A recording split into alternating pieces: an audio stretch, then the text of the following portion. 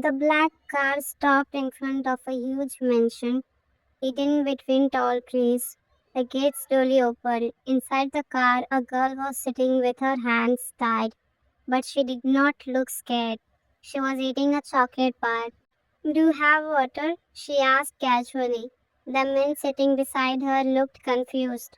This was not the reaction he expected from a kidnapped girl. Do kidnapped people usually ask for snack? He muttered. The girl shrugged. Well, if I'm kidnapped anyway, I might as well enjoy the ride.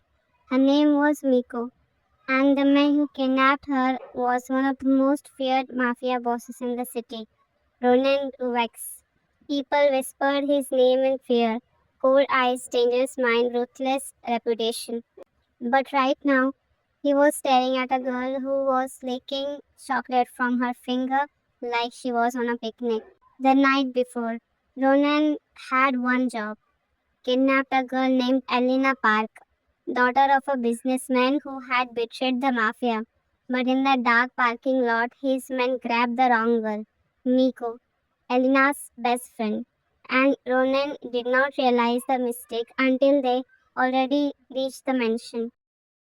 Next morning, sunlight slowly entered the huge bedroom. Miko woke up on a soft king size bed. She blinked, then she touched the blanket. Which kidnapper? She whispered. She stood up and walked around the room like a tourist. Big windows, expensive paintings, a huge chandelier.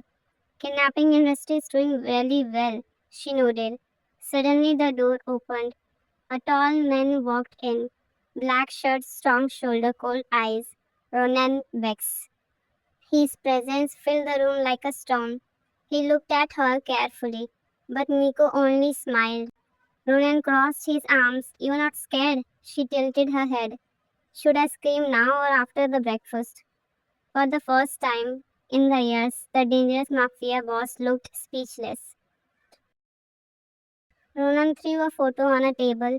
"This is the girl I was supposed to kidnap." Miko looked at the photo, then she blinked. "Oh," she pointed at the picture. "That's my best friend." Ronan's jaw tightened. "You are not Elena Park?" "No." "Then who are you?" "Miko." She smiled brightly. "Professional wrong person." One of the Ronan's men outside the door started laughing until Ronan glared at him. Silence. Ronan stepped closer.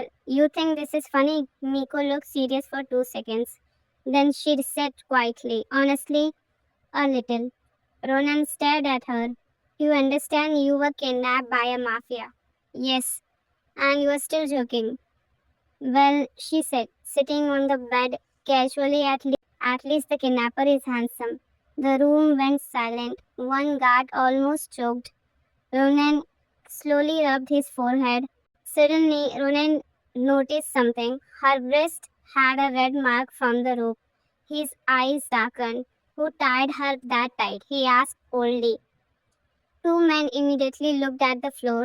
Ronan walked closer to and gently held her wrist. His touch was surprisingly careful. "You idiots," he growled to his men.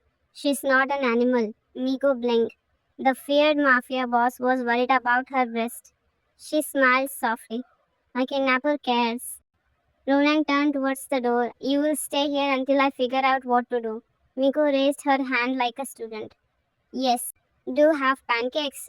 Ronald slowly turned back. "Pancakes?" "Yes, kidnapping makes me hungry." For a moment, Ronan just stared at her. Then he signed.